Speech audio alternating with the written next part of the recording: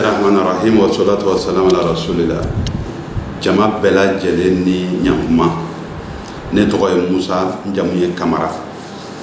N delila maire y'a kɛ commune Manden tɔgɔla la. Nga bɛrɛbɛrɛ tɔn ye UMRDA ye, parti de l'indépendance. Ni législative in kɔnɔ n ye candidat ye ani mɔgɔ minnu bɛ alliance la ani mɔgɔ minnu faralen bɛ ɲɔgɔn kan. O ye parti 4 ye ka fara UMRDA kan. O parti ye jɔn jɔn ye? Filanan UMRDA kɔfɛ o ye ASMA ye. N'o bɔra yen PRVM Fasoko, n'o bɔra yen Parena, n'o bɔra yen ADGS Hɔrɔnya tɔn, ni bɛɛ b'a dɔn ni Banazole Burama ka parti ye. Donc an kɔni y'an kan bɔ députéya nɔfɛ. Munna? Parce que an ɲɛ bɛ député bulon tɛmɛnen na, an ye jamana tagabolo ye. O de kosɔn an y'an kan bɔ députéya nɔfɛ. Donc hakilina damadɔ de y'an bila a la. Ne kɔni sigiyɔrɔ bɛnnen bɛ Kanajigina ma, précisément commune Manden kɔnɔ. Mais n ye Manden ka ye n wolola Sibi. Donc n bɛ Manden dɔn, le grand Manden. Donc n'i y'a jateminɛ munna an y'an kan bɔ yen kama, député bulon minnu ka mandat bantɔ filɛ nin ye, ne bɛ se k'a fɔ Kati cercle kɔnɔ député 7 de bɛ yen. Mais anw ma députéya jabɔ, grand Manden ma députéya jabɔ. A kɛra i b'a fɔ ko mɔgɔ tun t'an tɔgɔ la député bulon kɔnɔ. Donc o de sababu bɛɛ y'a to an y'an kan bɔ. Mɔgɔw b'a fɔ cogo min na ko tilalikɛyɔrɔ la n'i ka mɔgɔ tɛ yen, e sen t'a la. Jamana ko dun ye fɛn min ye, jamana ka bon, jamana ka laɲiniw ka ca. Mɔgɔ mɔgɔ bɛ yen bɛɛ hakili la i ka sigida ka yiriwa de. Mais sigida yiriwa kuma bɛ fɔ yɔrɔ min na, jamana kunkan kuma bɛ fɔ yɔrɔ min na, n'i ka mɔgɔ tɛ yen, a ko ka gɛlɛn. Donc o de y'a to an y'an kan bɔ ni député bulonko in nɔfɛ. An ka laɲini ye jumɛn ye grand Manden cercle de Kati kɔnɔ? Laɲini fɔlɔ-fɔlɔ ye jumɛn? O ye sirako ye. N'i y'anw ka sigidaw jateminɛ, sira ɲɛnama foyi foyi tɛ anw fɛ yen min bɛ yɔrɔw bila ɲɔgɔn ma. N'i dun ye grand Manden yɛrɛ jateminɛ, Manden sigilen bɛ sɛnɛ kan, Manden sigilen bɛ bagan mara kan, Manden sigilen bɛ mɔni kan.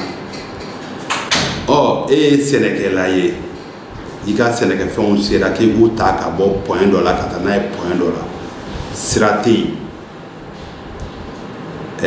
I ye sɛnɛ kɛ cogo cogo, i ye sɔrɔ kɛ cogo cogo, i ka sɛnɛkɛfɛn i tɛ prix sɔrɔ a la.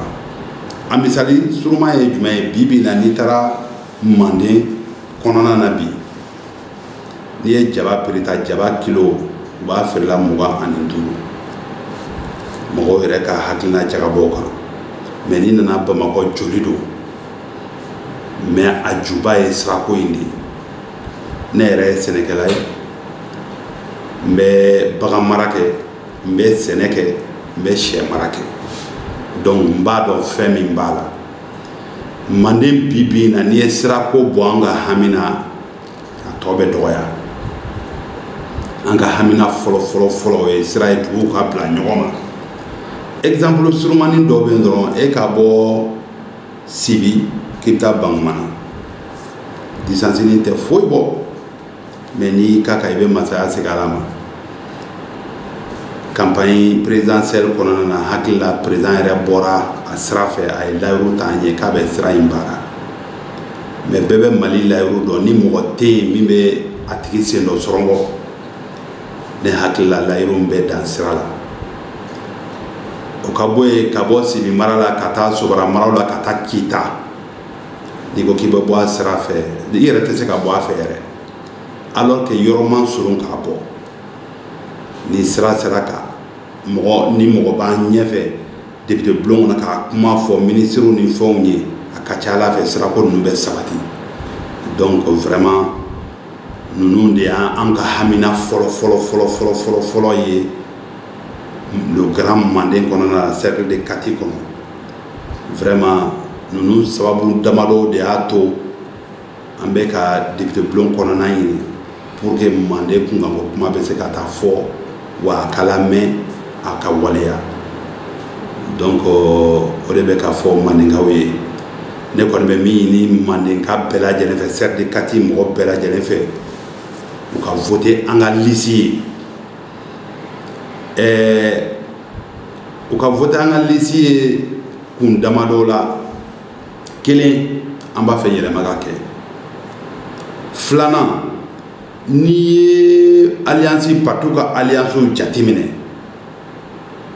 a bɛ mɔgɔ dusu bɔ kun bɔ opposition majorité opposition wari bɛ d'u ma san kɔnɔ parce que u ye opposition ye majorité ka avantage bɛ d'a ma parce que majorité don mais ni fanga ɲini sera olu ka fara ɲɔgɔn kan an bɛ don bulonba kɔnɔ n'an sera bulonba kɔnɔ bɛɛ bɛ t'i fana min bɛ min ta o b'o ta donc a sera maliyɛnw ka ko faamuya k'a fɔ jamana in bɛ ka taa bolo min kan tiɲɛ yɛrɛ yɛrɛ la o ta anw hakilina ye anw b'a fɛ a ka bɔ nin bolo in kan jamana ka kɛ jamana ko ye n'i ye nin jateminɛ nin alliance ninnu jateminɛ bɛɛ b'a dɔn k'a fɔ nin tɛ jamana ko ye nin ye poche da ɲini ko de ye donc o wagati sera Mandinkaw kati cercle mɔgɔw maliyɛn bɛɛ lajɛlen Mali kɔnɔ Mali kɔ kan bɛɛ k'i hakili dayɛlɛ k'i ɲɛ dayɛlɛ k'i tulo dayɛlɛ jamana in bɛ ka taa bolo min kan nin t'an si sago ye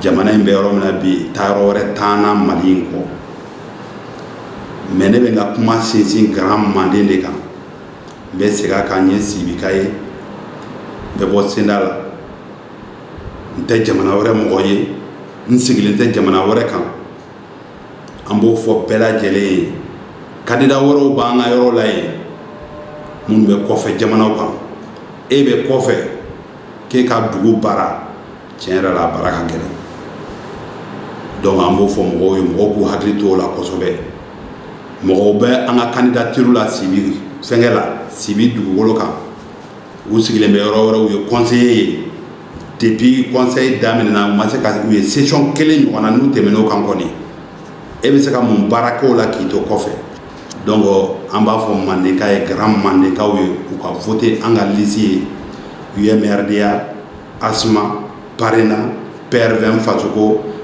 ADJS hɔrɔnya tɔn n'o ye Banazole Burama ka tɔn ye a ka voter an ka candidat ye a ka voter an ka liste ye n'Ala sɔnna ma tɔ minnu tɛmɛna an tɛ Ala deli a ka ko ye wa an ka laɲini ye min ye Grand Mandé ka développer baganmara mɔni sɛnɛko n ma sɔn ka da don sɛnɛko la k'o développer siɲɛ wɛrɛ an bɛ n'olu bɛɛ développer mais o bɛɛ gɛlɛya ye sirako in de ye o de ka gɛlɛn an ma n'a bɛɛ ye sirako ka développer an ka jamana ninnu kɔnɔ o de ye ne kɔni sago ye n bɛ bɛɛ lajɛlen fo an ka liste n'i ye spécimen ta k'a lajɛ anw bɛ liste filanan de la n'i ye bureau de vote fɛngɛ lajɛ tɔgɔ ninnu lajɛ kelen fila o y'anw ka liste ye an b'a foli di bɛɛ lajɛlen ma an bɛ Grand Mandé fo an bɛ cercle de Kati bɛɛ lajɛlen fo cɛ ni muso denmisɛnnin maakɔrɔba mɔgɔw ka ko faamuya mɔgɔw ka hakiliw dayɛlɛ mɔgɔw k'u ɲɛw dayɛlɛ mɔgɔw k'u tulow dayɛlɛ an ka lajɛli kɛ an ka lamɛnni kɛ an ka kow lajɛ san 7 min tɛmɛna député bulon kɔnɔ a kɛra cogo min na an bɛɛ ka fɛsɛfɛsɛ k'a lajɛ députéw yɛrɛ tun bɛ cogo di an k'u fɛsɛfɛsɛ k'a lajɛ n'Ala sɔnna ma ko kojugu man ɲi mais kojugu ye mɔgɔ karamɔgɔ ye an y'a ye min kɛra n'Ala sɔnna ma an t'a fɛ a ka kɛ kɔrɔ ye an bɛ bɛɛ lajɛlen fo bɛɛ k'i labɛn kalo tile 29 mars kalo tile 29 bɛɛ ka bɔ i ko jamakulu yan'o cɛ mɔgɔw ka t'u ka carte ta i mana min bɛ karisa fɛ n bɛ karisa dɛmɛ n b'a fɛ yɛlɛma ka kɛ mɔgɔw ka t'u ka carte ta o de ka gɛlɛn n'a bɛɛ o de ye bɛɛ ka kɛlɛkɛminɛ ye nin bɛɛ ye carte ta bɛɛ ka bɔ ka taa voter mankan foyi t'a la liste in bɛ tɛmɛ n'Ala sɔnna ma an bɛ bɛɛ lajɛlen fo wassalamu alaikum warahmatullah